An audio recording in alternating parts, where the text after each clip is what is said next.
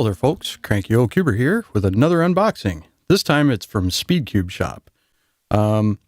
This one I've lost track of. I'm not sure what's in there, so we're just going to have to open it up and find out. So let's get to it.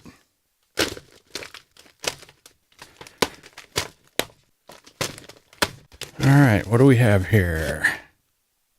Okay, we have, this looks like the Z-Cube Maze Cube, I think. And this is another Z-Cube. I don't remember the name of it, but I remember throwing it on the order now. And then we have, yes, this is the YJ MGC. So I think this is a magnetic 3x3, but I'm not sure. I also remember throwing this in the order. So we have the Z Maze Cube, the Z Super Cube, and then this is the YJ MGC magnetic 3x3. Okay, well, let's get in them and see what we think.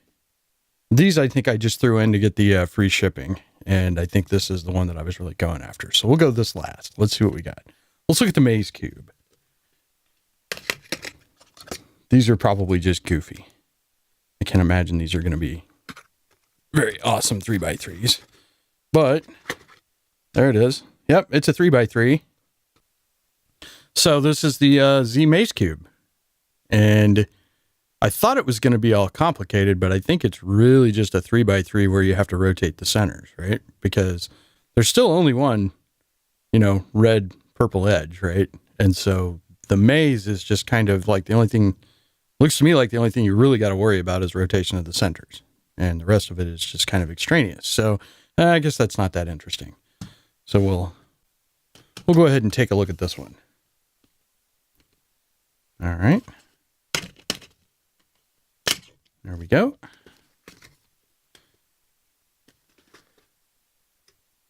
Okay. Yeah, see, this one is more interesting to me. And it's got a problem with a sticker. Yeah, it's probably okay. Again, it was very cheap, so not a big deal. Yeah, okay, so this is a proper Super Cube. So it's got, yeah.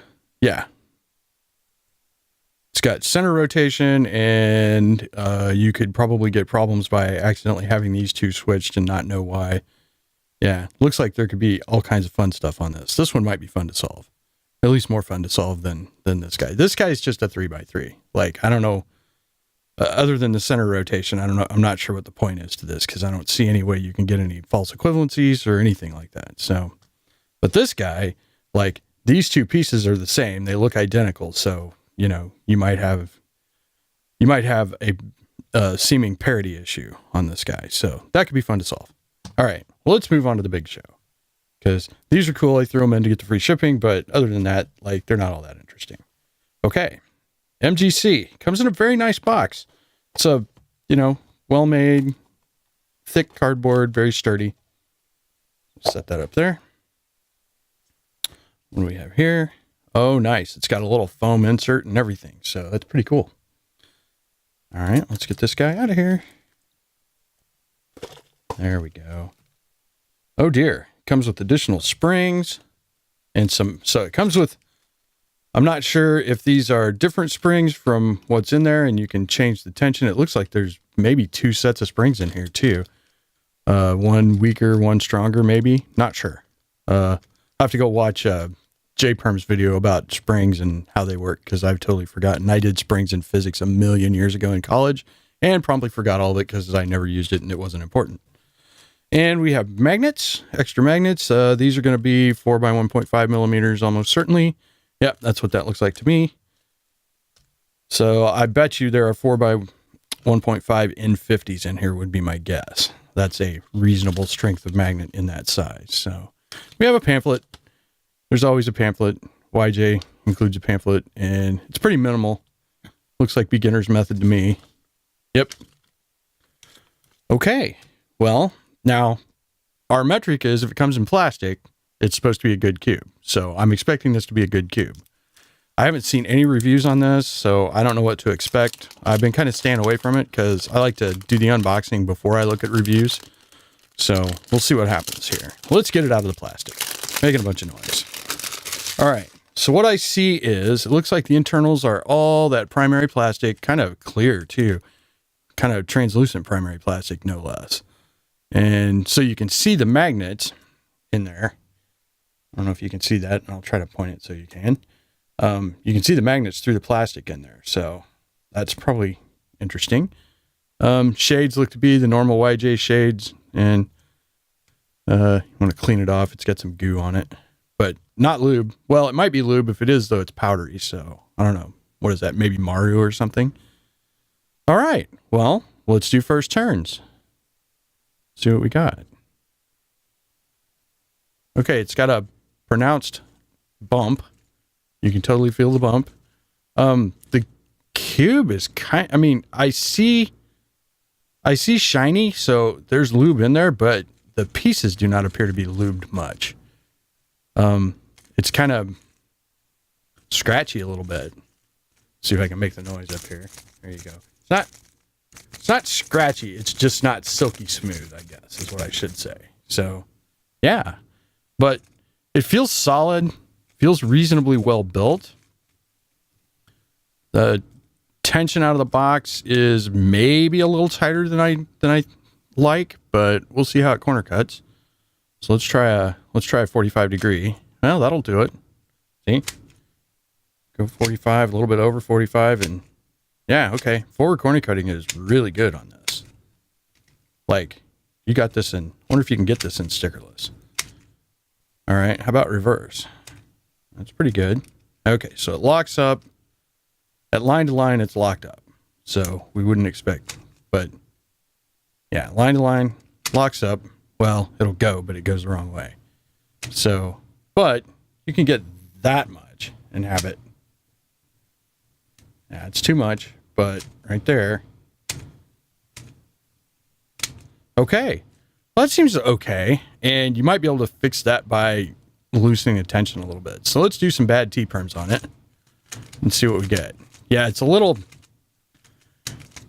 a little tighter than I am used to in my 3x3s. And I can tell that because I'm pretty sloppy with my turning, and I usually need a fairly loose 3x3 to feel like I'm not locking up in my T-perm because I don't turn that accurately.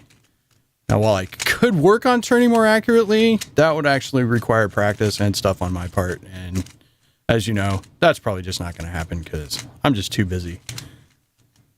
I am currently very sad because all of the cubers my age that I know all have PBs better than mine now. And they are so far ahead of me that like I may never catch up. But that's okay because I have a YouTube channel and they don't. And I like making videos, and I don't actually care if I'm actually super good at cubing. I just like to have fun. This is not bad.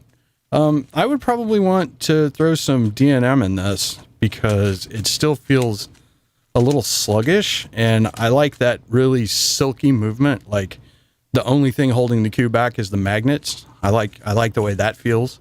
That's kind of the way my MF3 RS2M feels. So, what else? How much was this guy? Let's find out. Yeah, okay, so I would consider this a mid-level cube. It was $14.95, which is actually pretty darn good for a cube of this caliber. I mean, this is a perfectly good cube.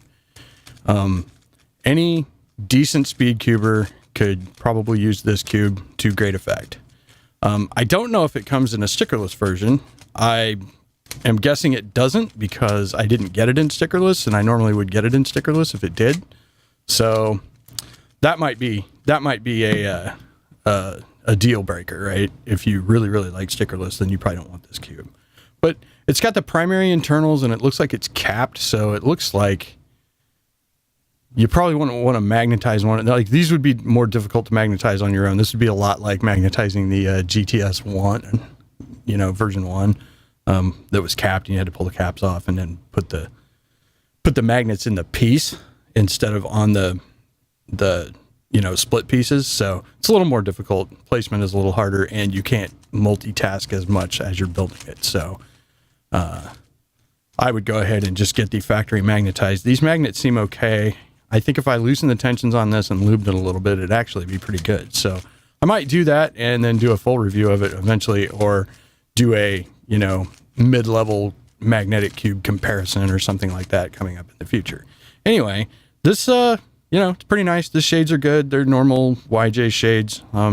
Red's darker than I like. Blue is darker than I like. The rest of the shades are pretty much what I like. So that's pretty good.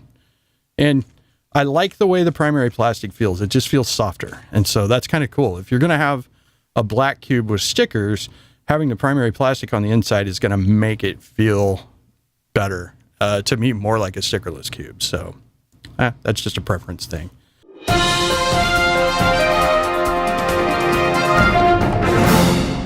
We interrupt this program for an important announcement. Hello there, folks. I'm breaking in to tell you about the competition Cranky Dave and I are organizing.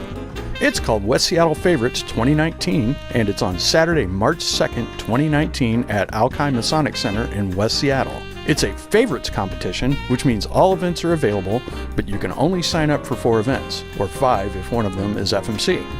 I'll put a link to the WCA page for the competition in the description. I hope you can make it. Hopefully we'll see you there. We now return you to your regularly scheduled program. So I guess that's really it for this. We got the YJ MGC. It's about $15 on SpeedCubeShop, and it is a reasonably good mid-level, magnetic 3x3. It's already magnetized at the factory, so you don't have to do anything, and you just tension it. It looks like you get some extra magnets in case the magnets fall out, which is a thing that can happen. And it looks like you have some choices for springs. I think there are 2 sets of springs in here that you can try out. So you have to.